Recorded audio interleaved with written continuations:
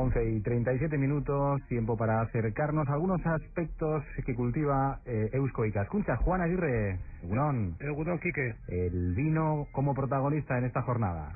Sí, el vino de la Rioja Alavesa, que bueno, pues como todo el mundo sabe, es uno de los productos de más prestigio que da nuestro país, que no es cosa de ayer. Todos sabemos que la vinicultura, pues alavesa viene de lejos. Dicen que desde los romanos ya se empezó a dar.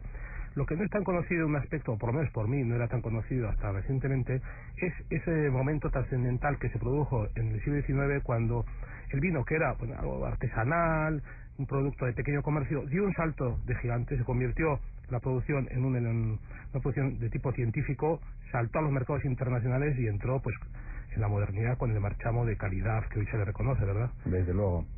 A este tema ha dedicado dos interesantes artículos el especialista Jesús Fernández Ibáñez, publicados en el semanario por internet de Eusko Ikaskuntza, Eusko News y Media. Jesús, buenos días. Hola, Egunon. Bueno, pues el vino de Rioja Alavesa, que tiene muchísima historia, como nos dice Juan, la desconocemos, prácticamente los que bebemos vino no nos preocupamos quizás por la historia. Vamos a conocer algunos datos interesantes. ¿Por dónde empezamos? Bueno, a mí me parece, Quique, que sería interesante, o por lo menos a mí me ha sorprendido en la lectura de este artículo, de estos dos artículos, ya de paso te saludo, Jesús, Egunon. Hola, Egunon. Me ha sorprendido mucho saber que hace solamente siglo y medio, o sea, a mediados del siglo XIX, la Rioja Alavesa era una comarca que estaba empobrecida, arruinada, la gente emigraba porque el sector vinícola estaba en una crisis tremenda. ¿Cuál era el problema que tenía hace un siglo y medio este sector, Jesús? Bueno, la zona pasa por sus crisis como todas las zonas, ¿no?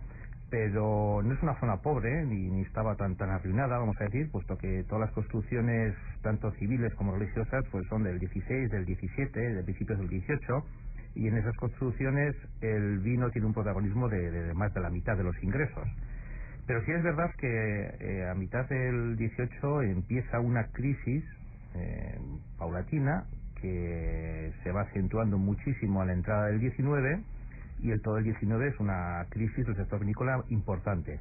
¿Por qué? Pues habría dos factores importantes. Uno es la superproducción, es decir, se producía más vino del que se podía comercializar, y por otra parte el vino era un artículo, un producto que se consumía anualmente, y las bodegas estaban preparadas, las infraestructuras de esas bodegas eran para almacenar la cosecha de un año, de tal manera que si había problemas en las ventas, como cuando hay superproducción hay problemas en las ventas, pues había que sacar el vino para poner el nuevo, y eso generaba todavía crisis. O sea, no existía el embotellamiento tal como... No, se vendían a granel, los arrieros la transportaban a las zonas limítrofes, en el caso de Rioja Alavesa, Bilbao, Vitoria eran los mercados más importantes, y era un consumo anual, no tenía más. Asistió a algo del vino viejo, pero era de lo que había sobrado y que se podía seguir almacenando. Y entonces los productores vitivinícolas, a la vez que la Diputación Foral, se dan cuenta que pues que aquí lo que hay que hacer es modernizar todo el sector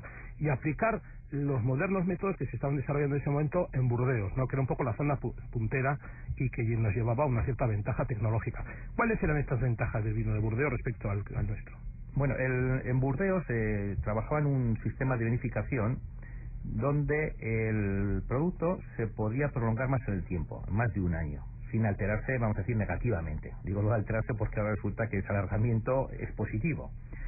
Esa por una parte había que alargar el producto para poder comercializarlo cuando se pudiera, no propiamente en el año.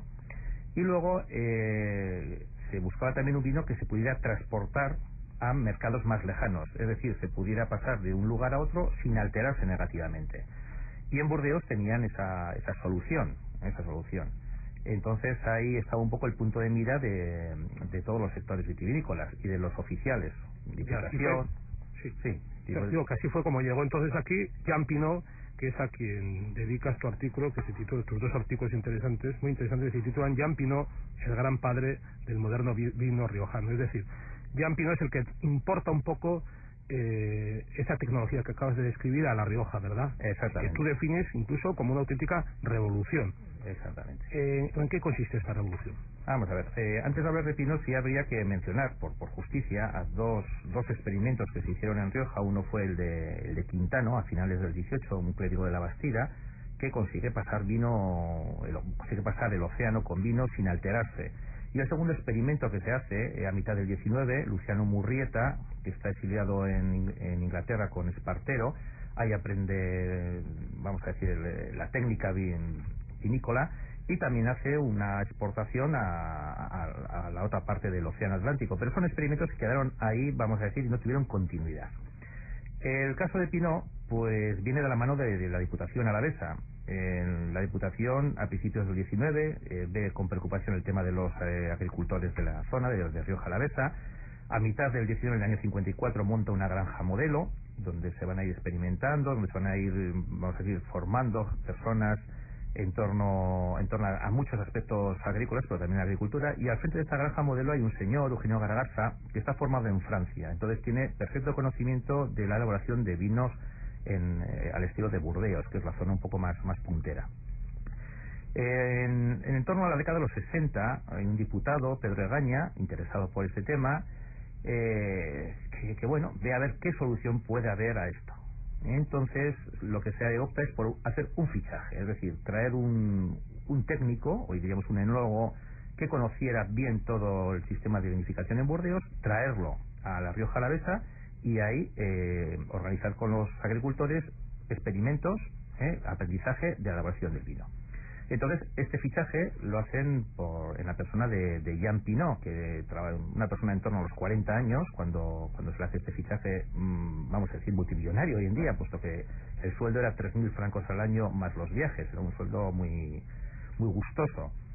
Entonces, ¿por qué Pinot y por qué se trae uno de Burdeos? Pues hay un hecho también que va a marcar pautas en todo esto, y es que en Burdeos hay un señor, Guillermo Hurtado de Amézaga, marqués de Riscal, que está haciendo ya sus trabajos en bolsa, sus trabajos en movimientos económicos, natural de Vitoria, y casualidad este hombre tiene viñas en el Ciego, con lo cual el tema del vino pues también le interesa.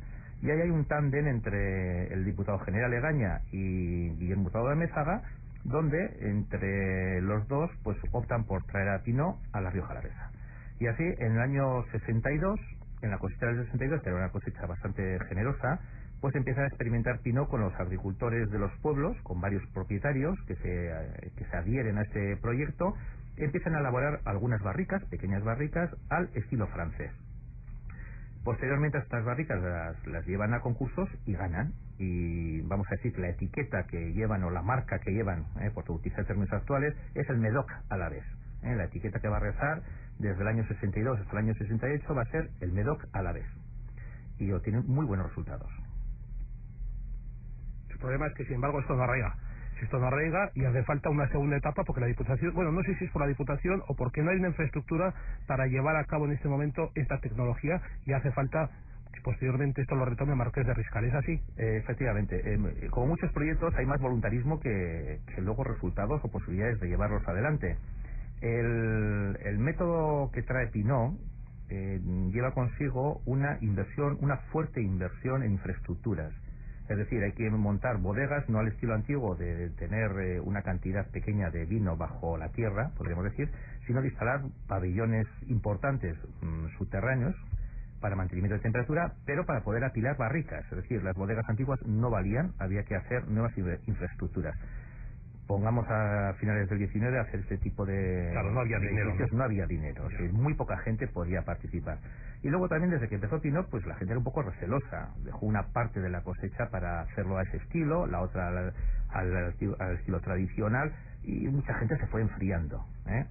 Entonces, en el año 68, antes del 68, Marqués de Riscal, sobre todo el hijo de aquel don Camilo que hemos hablado en Burdeos, pues empieza a construir en el Ciego una bodega moderna, hablamos al estilo francés, que es la primera bodega en Rioja que se construye con este sistema.